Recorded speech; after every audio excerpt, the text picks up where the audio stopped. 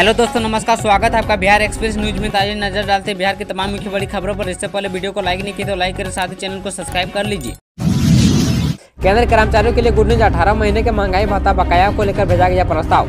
केंद्र कर्मचारियों और पेंशनर्स के 18 महीने डीए बकाया को लेकर एक नया अपडेट सामने आया है। कर्मचारियों को यह बकाया जारी किया जा सकता है। ये डीए बकाया जनवरी 2020 से जून 2021 तक का है। अगर मंत्रालय इसमें बढ़ोतरी करती है तो कर्मचारियों की सैलरी में एक बड़ी बढ़ोतरी देखी जा सकती है। दरअसल भारतीय प्रतिरक्षा मजदूर संघ के महासचिव मुकेश कुमार सिंह ने वित्त मंत्री निर्मला सीतारमण को पत्र लिखा है और कहा है कि महामारी के दौरान सरकारी कर्मचारियों और रिटायर्ड लोगों का रोका गया भत्ता अब वापस करना चाहिए। उन्होंने कोविड-19 के दौरान इनके योगदान और देश के प्रयासों का समर्थन करने में उनकी भूमिका पर जोर दिया है। प्रस्ताव में लिखा गया कि 25 जनवरी को केंद्र सरकार के कर्मचारी और पेंशन भोगियों को महंगाई भत्ते के बकाया को लेकर विस्तार से चर्चा की गई है। यह बकाया 18 महीने की अवधि से संबंधित है।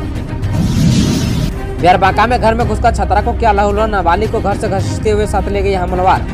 बिहार के बांका जिले में बोसी थाना क्षेत्र के कुशियारी गांव के नीचे टोला में 16 वर्षीय इंटर की छतरा पर जानलेवा हमला किए जाने की आशंका जताई जा रही है। घटना के बाद से छतरा लापता है। परिजनों और ग्रामीणों का कहना है कि हमलावर छतरा को अपने साथ लेकर लापता हो गए हैं। गर्दन सहित शरीर के अन्य जगहों पर धारदार हथियार से हमला कर पुत्री को जख्मी अवस्था में हमलावर अपने साथ ले गए हैं। घटना शनिवार देर शाम की बताई जा रही है। घटना की जानकारी मिलने के बाद गाँव में हंगामा मच गया। भारी संख्या में ग्रामीण युवक आसपास के इलाके में जख्मी छतरा को ढूंढने निकले, लेकिन कुछ भी पता नहीं चल पाया। इधर घटना की जानकारी थाना अध्यक्ष को देने के बाद एसआई मनोरंजन कुमार सहित बड़ी संख्या में पुलिसकर्मी गाँव पहुंचे, लेकिन अब तक पुलिस छतरा को बरामद नहीं कर पाई है। ग्रामीण सूत्रों की माने तो घर से लेकर गांव की नदी तक करीब 200 मीटर तक खून फैला हुआ है। नीतीश कुमार पर भड़के आरजेडी के वरिष्ठ नेता पापियों की सूची में पहला स्थान बताकर बोला हमला।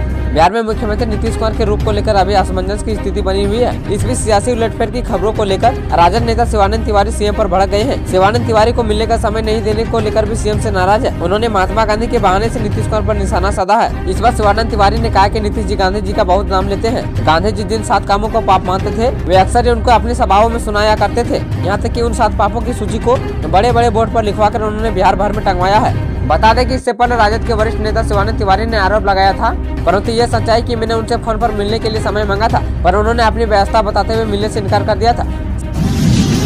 बिहार मधेपुरा में प्रेमिका को गोली मारकर प्रेमी ने भी दी अपनी जान, जाने क्यों उठाया यह खौफनाक कदम। मधेपुरा सदर थाना क्षेत्र के आरपीएम डिग्री कॉलेज के समीप दिनदहाड़े प्रेमी ने पहले प्रेमिका को गोली मारी, फिर खुद को गोली मार वहीं आत्महत्या कर ली। प्रेमी व प्रेमिका दोनों सहरसा के शिवपुरी मोहल्ले के रहने वाले थे। मिली जानकारी के अनुसार लड़का अजमेर राजस्थान में रेलवे में पोस्टेड था, जबकि लड़की नीतू कुमारी बीपीएससी परीक्षा उत्तीर्ण कर अभी मधेपुरा में पंचायती राज विभाग में ऑडिटर का परीक्षण प्राप्त कर रही थी। जानकारी के अनुसार लड़की सहरसा स्थित अपने घर से ही रोज मधेपुरा आना जाना करती थी। घटना के बाद पुलिस ने मौके पर पहुंच दोनों शवों को कब्जे में लेकर पोस्टमार्टम के लिए भेज दिया। घटना स्थल से एक पिस्टल भी बरामद हुआ है। पुलिस ने मृतक के परिजनों को सूचना दे दी है। दोनों के परिजन मधेपुरा पहुंच गए हैं।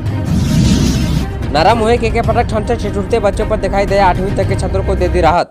ठंड के कारण स्कूलों को खोलने और बंद रखने के विवाद के बीच शिक्षा विभाग के अपर मुख्य सचिव के पाठक ने सभी जिला अधिकारियों के नाम से गुरुवार को पत्र जारी किया था। इसमें कहा कि 29 जनवरी तक मौसम विभाग के एडवाइजर के अनुसार पहली से 8वीं कक्षा तक के छात्रों के आने जाने के समय में संशोधन किया जा सकता है, लेकिन 9वीं से 12वीं तक की पढ़ाई के समय में और बोर्ड की तैयारी में इससे कोई बाधा नहीं होगी।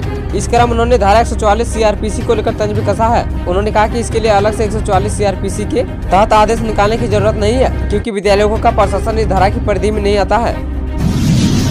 इंडिया गठबंधन टूटने की कगार पर कांग्रेस ने नीतीश कुमार की मेहनत पर पानी फेर दिया। जेडीयू नेता के बयान से सियासी भूचाल।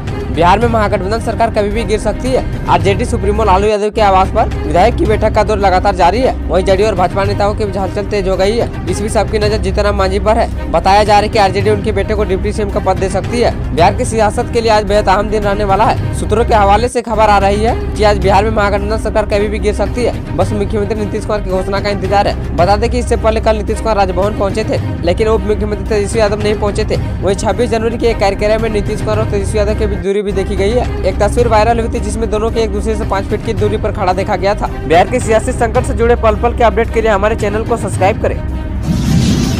रेलवे से जुड़ेगा मुजफ्फरपुर का ग्रामीण इलाका। 8 जोड़ी डीएमयू चलाने का निर्णय। मुजफ्फरपुर के लोगों के लिए अच्छी खबर है। अब 8 जोड़ी डीएमयू स्पेशल पैसेंजर ट्रेन का परिचालन होगा। इसको लेकर सोनपुर रेलखंड ने तैयारी शुरू कर दी है। जानकारी देते हुए पूर्व मध्य रेलवे के वीरेंद्र कुमार ने बताया कि सोनपुर वैशाली रेलखंड पर दूसरी नई डीएमयू ट्रेन चलाने की मंजूरी मिल गई है। साथ ही डीएमयू ट्रेन के खाली रैक से बड़े स्टेशनों के लिए लिंक पैसेंजर डीएमयू ट्रेन के मंथन पर विचार किया जा रहा है। वहीं इसकी शुरुआत के बाद अब बड़े स्टेशन जाने के लिए लिंक ट्रेन चलेगी। इससे यात्रियों को परेशानी नहीं होगी। ग्रामीण इलाकों से बड़े रेलवे स्टेशनों दिनों तक रेल सेवा शुरू करने का भी निर्णय हुआ है। यहाँ पूर्व मध्य रेलवे के अलग अलग रेल मंडलों से मिले प्रस्ताव के बाद कुछ सवारी ट्रेनों के परिचालन में वृद्धि भी की गई है। सोनपुर मंडल की ओर से मिले प्रस्तावित में 8 जोड़ी DMU स्पेशल पैसेंजर ट्रेन की समय सारणी नई तरह से तय है। साथ ही कुछ रेल मार्गों पर DMU ट्रेनों का परिचालन शुरू किया जाएगा। रात में घर से आती थी खटखट की आवाज, शिकायत पर पहुंची पुलिस नजारा देखकर रह गई हैरान।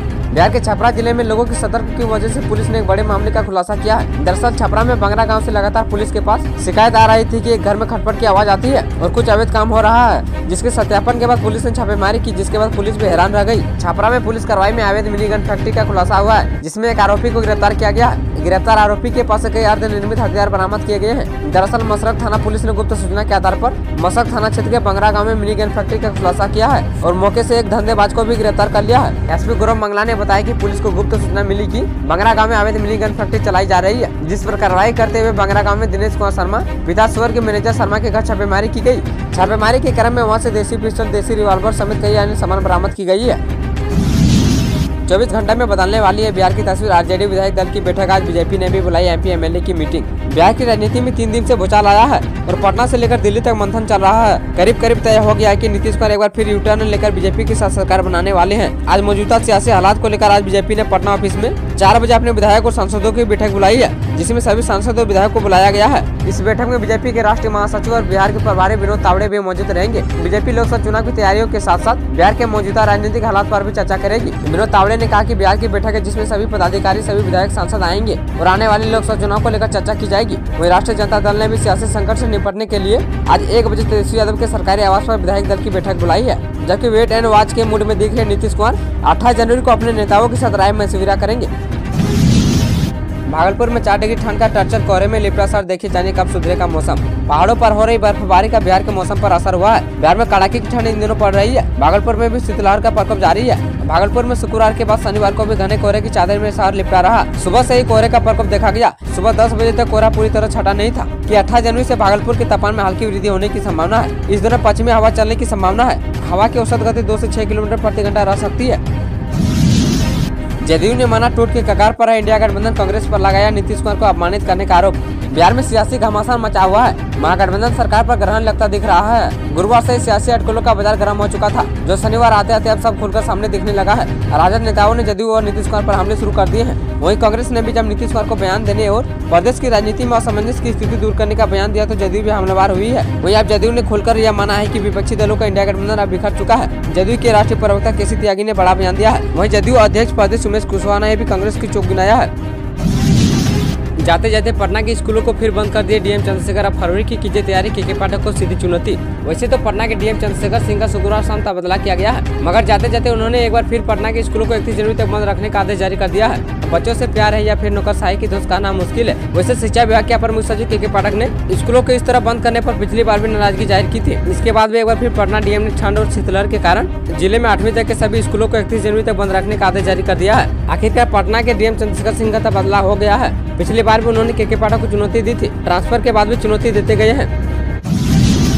भगवान के घर भीषण चोरी, मुकुट समेत लाखों के आभूषण ले गए चोर, जांच में जुटी पुलिस।